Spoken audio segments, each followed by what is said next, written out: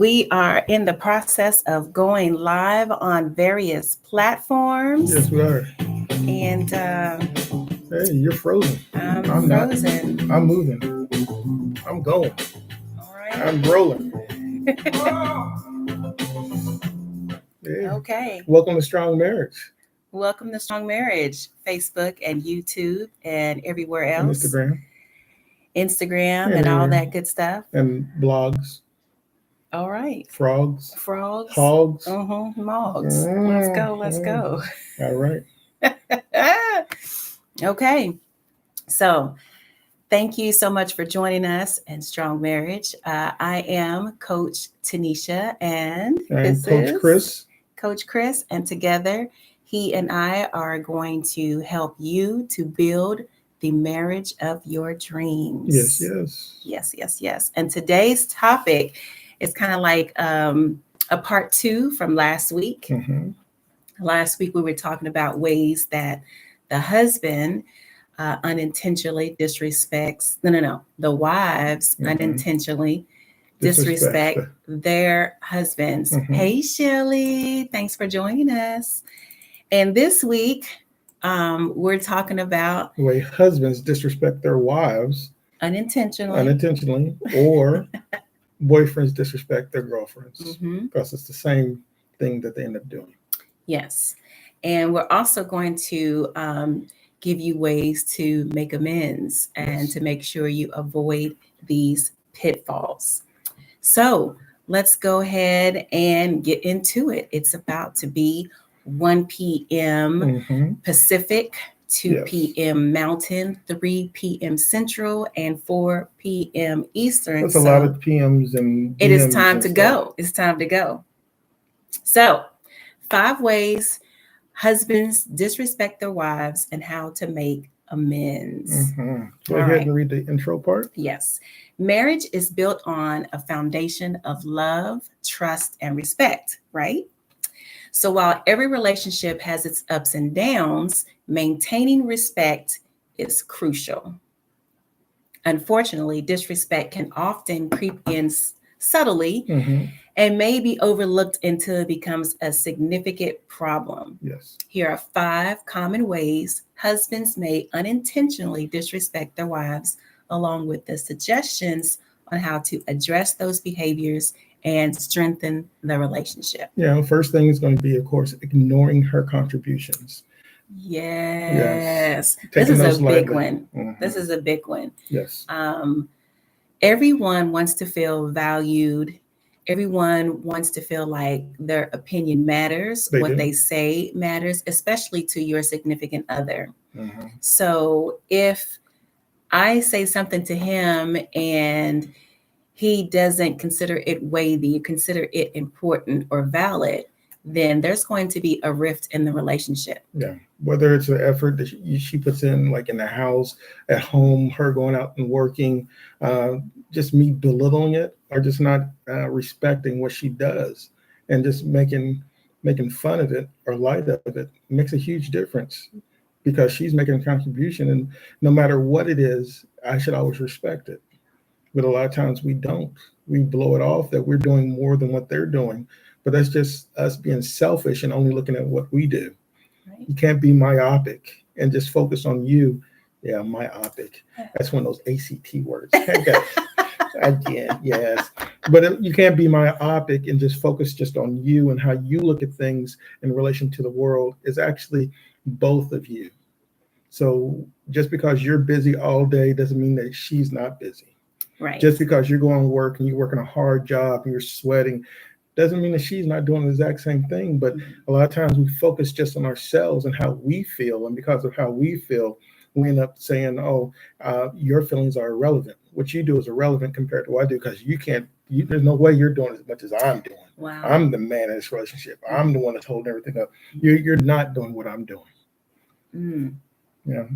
So it's important to profound disrespect. Profound disrespect. That is really some profound disrespect. Yeah. And as I said in the intro, a lot of times it goes, unheard. It's not discussed. And like I always say, I give you this picture here.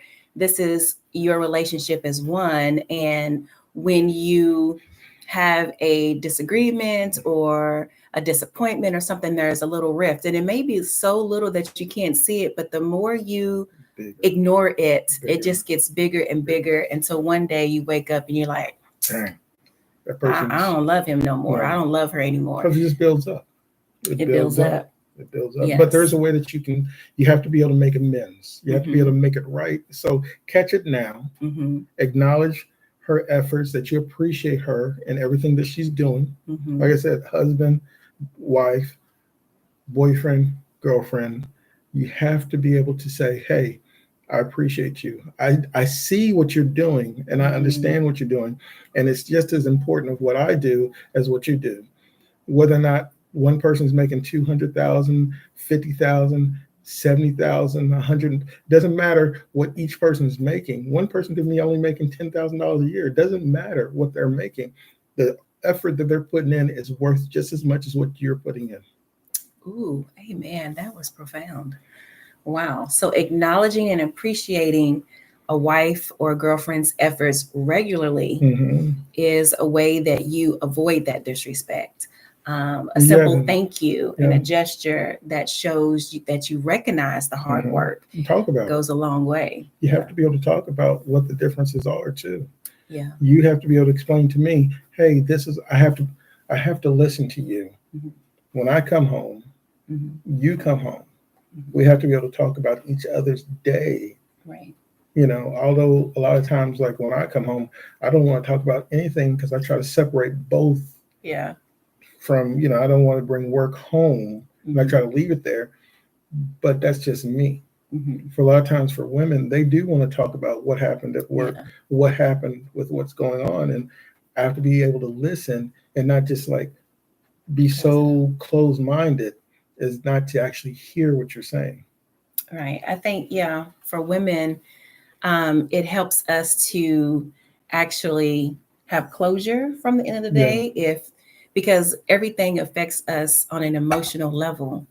So in order to close that chapter, the transition from work to home may be that interaction of this is how my day went. So listening and not listening like when she's done talking, but listening with interest and just enthusiasm. Just I'm excited to hear you speak or lean forward. To see when you're talking. I should be leaning forward, listening to you.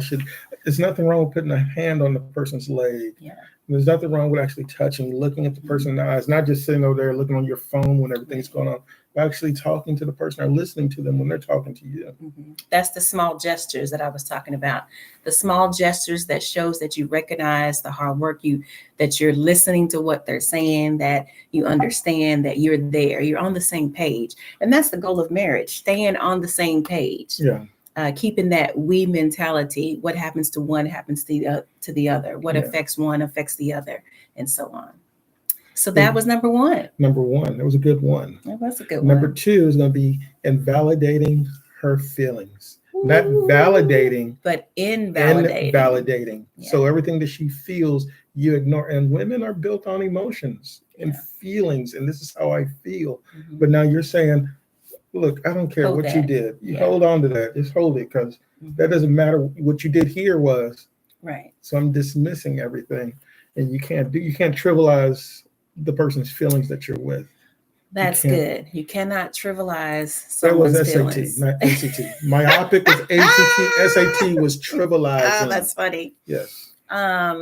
Yes, it's very important that a person's feelings are validated. You may not agree with how they feel or agree with how those feelings came about. Yeah. You could understand a larger picture in which you understand something about a situation, but the other person doesn't, but they still feel this kind of way. Yeah. So no matter if you think it's fair, unfair, you think it's trivial or not, you can't think that. You have to be on their level. Yes. And you have to, understand what they're feeling. Try your best to walk them out in their shoes, Yeah. as they say. And I'm real big with examples. So, and this because men need examples. Well, tell me what you mean by that. Right. What Like, do you mean, what do you Joy? mean? What do you mean? What do you mean? So, an example would be what? Give me an example of how I would invalidate your feelings. Give me an example of something that would happen, and then I will go through the process of invalidating it. Ooh, role play. Role play. Okay. So Happy. Happy May the 4th be with you. Yes. Anyway. So the scenario is, I'm upset because, oh, I can't think of a. I'm upset because something should have went my way, but So didn't the go biggest my things way. that people usually upset a relationship is going to be finance. It's Mhm. going to be relationship with other people, Mhm. and it's going to be time spent with the person. Mhm. So let's go with one of those. Let's go with time spent. So if I was expecting, you and I had planned to go have lunch together, Mhm, but instead you took a business meeting mhm, in place of it without letting me know. mhm, And so it wasn't until I was at the lunch date waiting for you mhm. that I received your text saying, "Oh, I took a business meeting." Yes. So that's the So, scenario. so it could be even if you were here in the house, either way, um, you're upset. And I'm then upset. me to invalidate how you feel would be me calling up and saying, look, I'm the man. I need to make the money. I need to make sure I work. That's us going out on a date doesn't mean anything. What's more important is me making sure that we have food on the table. Right. What did I do, Jay? What did I do? Hoo-hoo-hoo. Not only did I I was increase cutting. it was cutting, I increased the argument, but the reason I increased it was because I invalidated everything that you just said and your Right. importance of you and me being together. Yeah. And I blew that meeting off because I said, oh, it's more important for me to work and spend time away from you and not explain anything, but just to spend time over here doing this Right. because that's more important than me being with you.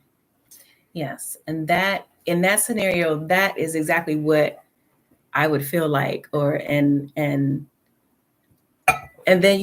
we have an enemy, not Right one back. another. We have an enemy that is attacking, yes, our marriage, and that enemy then will put other things in my head, like he don't care, and then you start thinking like, you know, has he always felt this way? And I mean, you just keep going down this rabbit hole. Mm-hmm. But the thing that would have averted that whole issue would have been a simple phone call saying, hey, this business opportunity came up and I really would like to take it because we need X, Y, and Z. Or I have a potential opportunity to make this amount of money, and have a discussion with that in mind. And then can we do this, or move the tea back, or move over here, or do that? Right. Having a discussion in itself includes me. Right. And that's how you make amends. Mm-hmm. You make amends by. That's how you avoid it. That's you avoid it. Yeah, you avoid it. You avoid it. But if it does happen, Mm-hmm. you have to make sure that you next time you talk about it. You have to make sure that you take her feelings into account. Right. You have to take her feelings into account. Yes. Her feelings into account, not your feelings. What you think is important is what she thinks is important. Right. It goes along with order, the order of a family.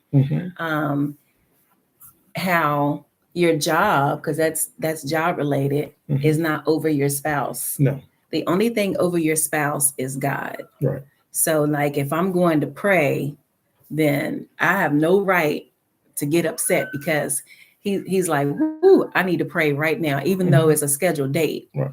Okay, hey, you need not but and there we go.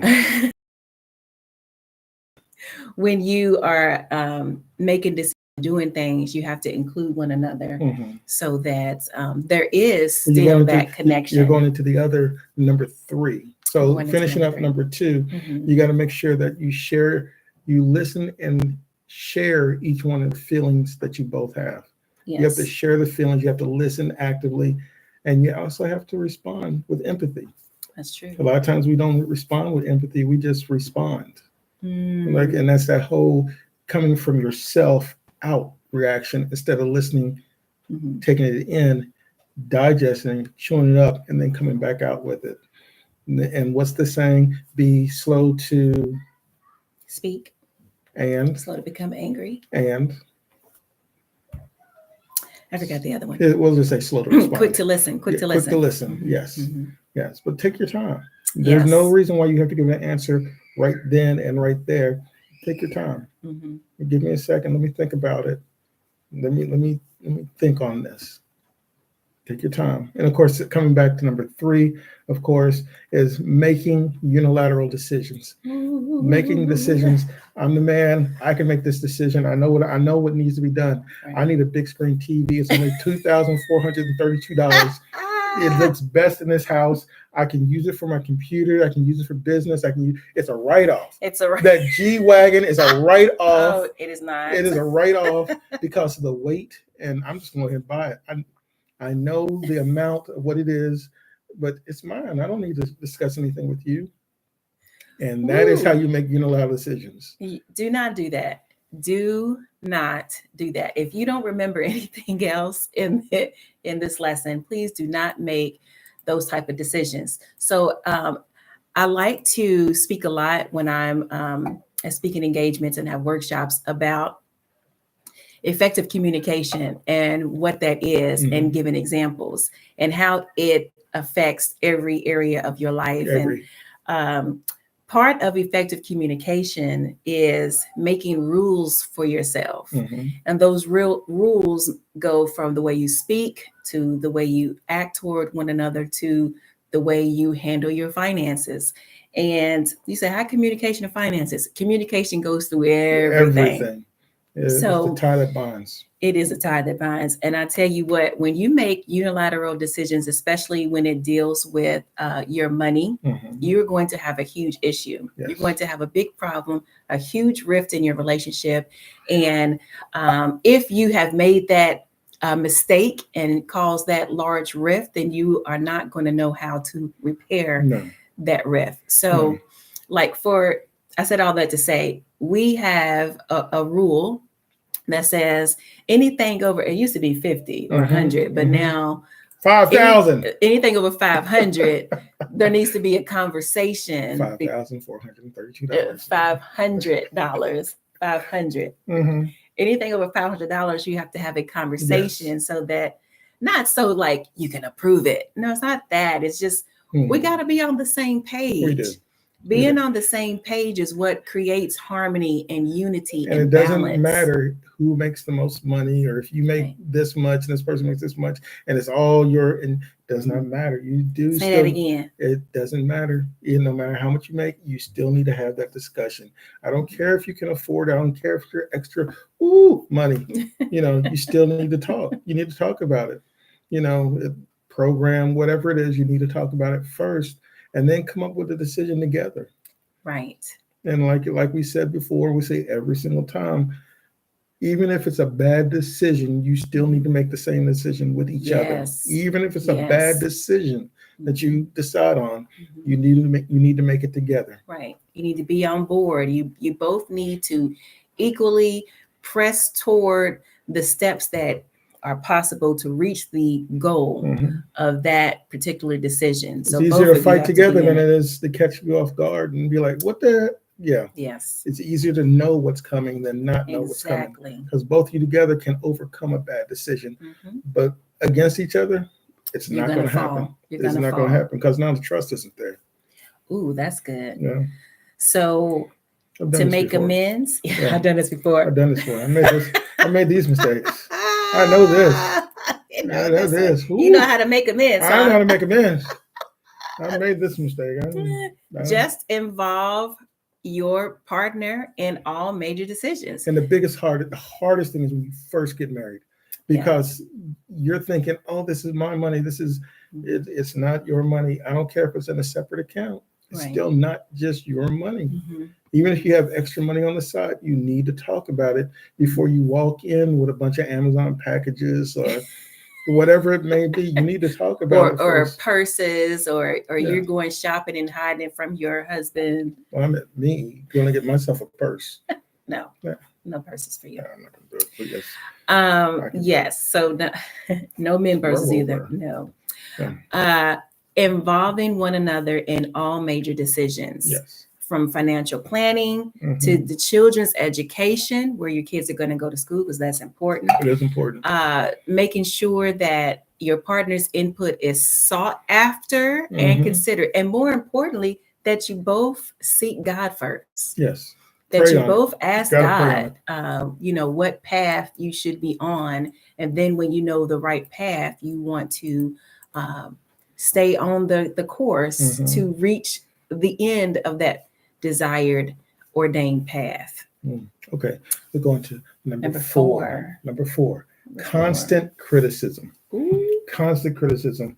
Continuous negative comments about her actions, appearance, or decisions can just erode her self-esteem and her confidence. It could crush And if it ruins her self-esteem, her confidence, how is she going to lead your family in anything that happens? What's going to happen to the kids? Because the kids are going to have that same, they're going to take on what the mother has.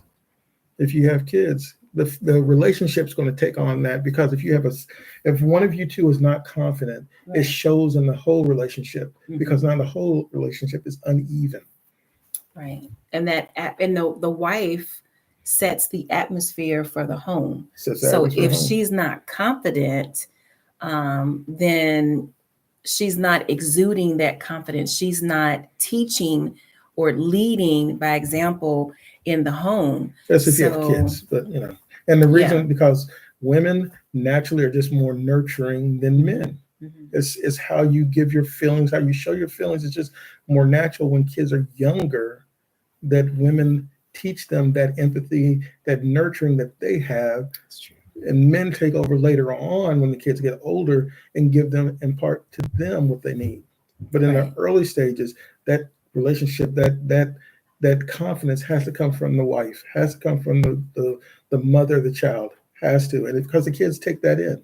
Yeah. The first 7 years are so important for a child's life. And if that's what they see, mom is not confident, they no longer become confident. They are no longer confident.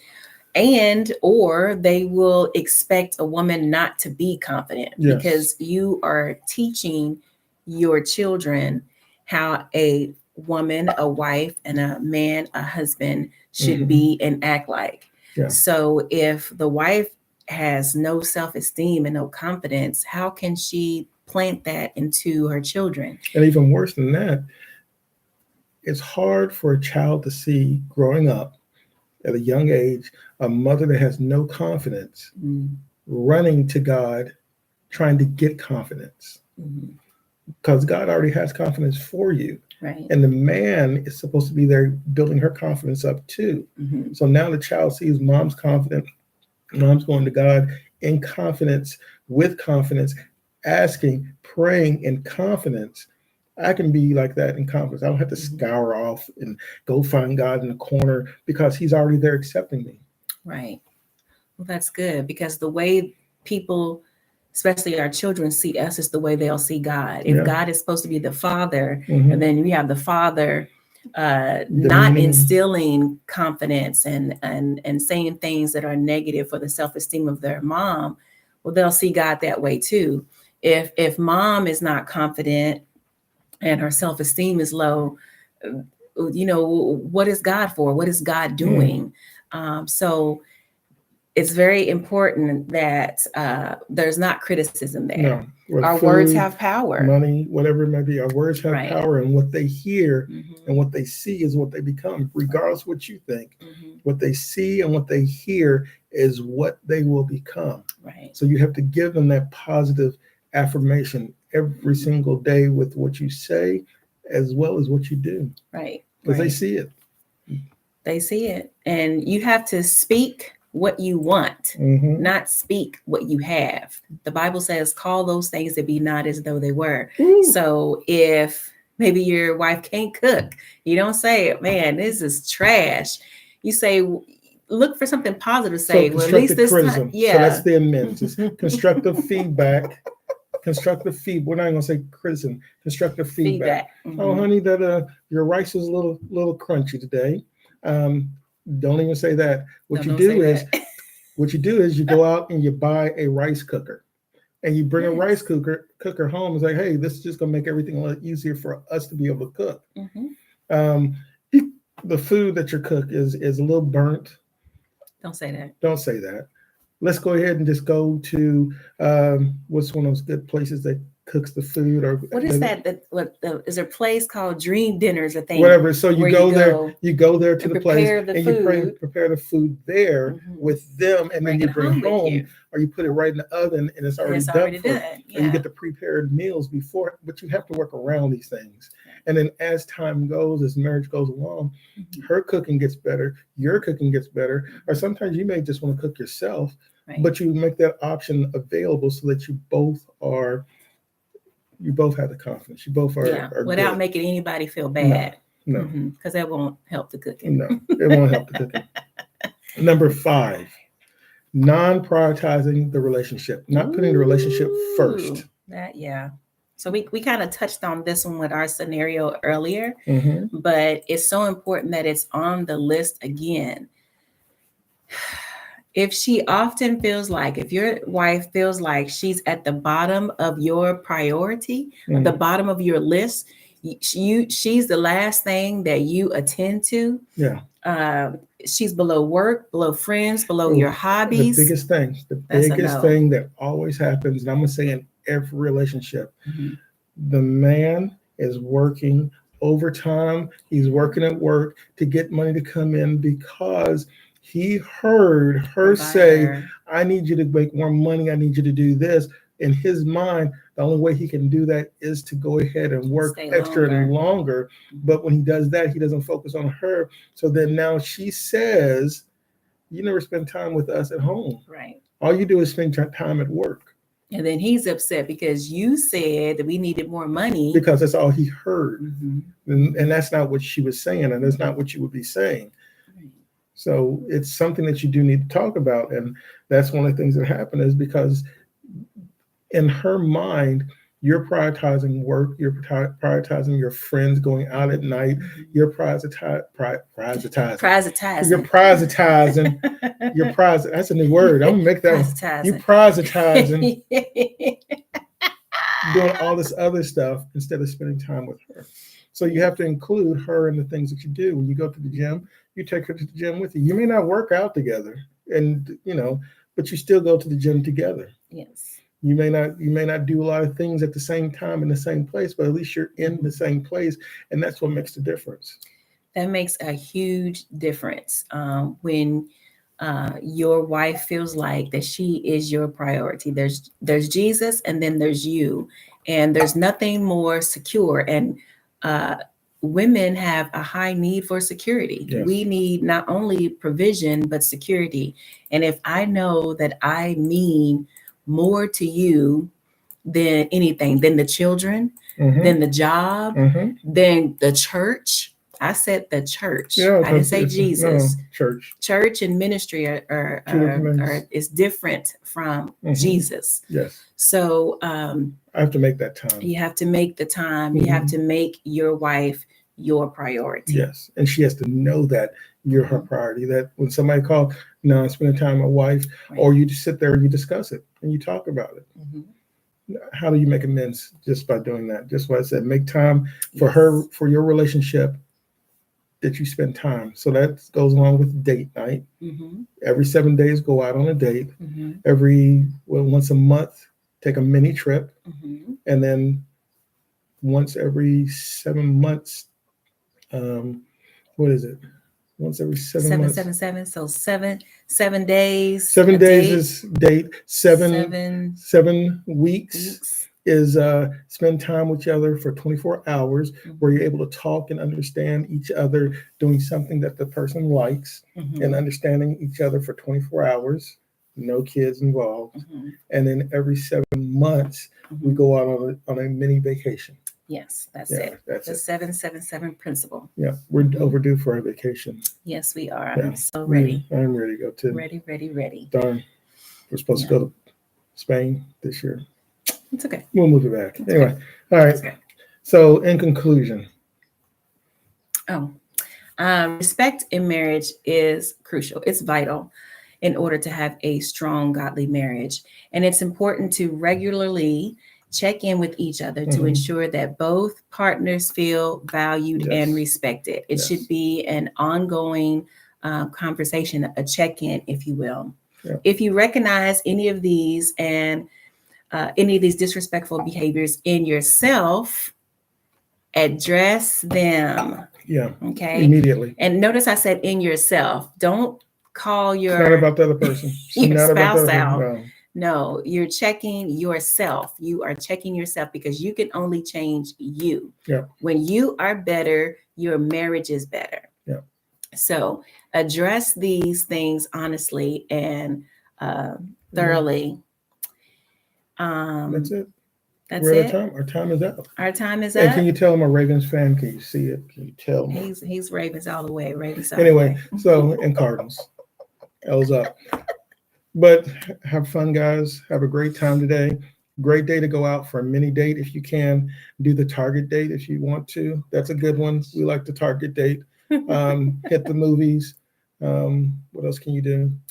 You can even Netflix and chill, but make it, the non-verbal, non-sexual touching, making sure you can even take the love dare quiz to see what one another's love languages are, so that you are intentional throughout the entire day of love, of showing love in their language. Yeah. You can make dates out of all kinds of things. It's just about being intentional. In fact, I'll say switch up, because it's hard to know.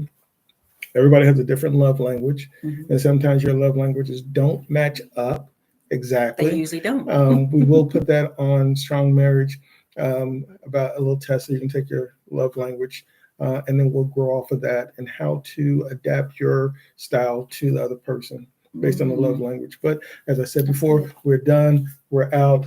We're your marriage coaches. Make sure you follow us, and we'll talk to you later. Thank you for joining Strong Marriage, where people see Jesus in you. I got you. And in your relationship. If you need a marriage coach, look for us. We got you. Bye, y'all. Bye-bye.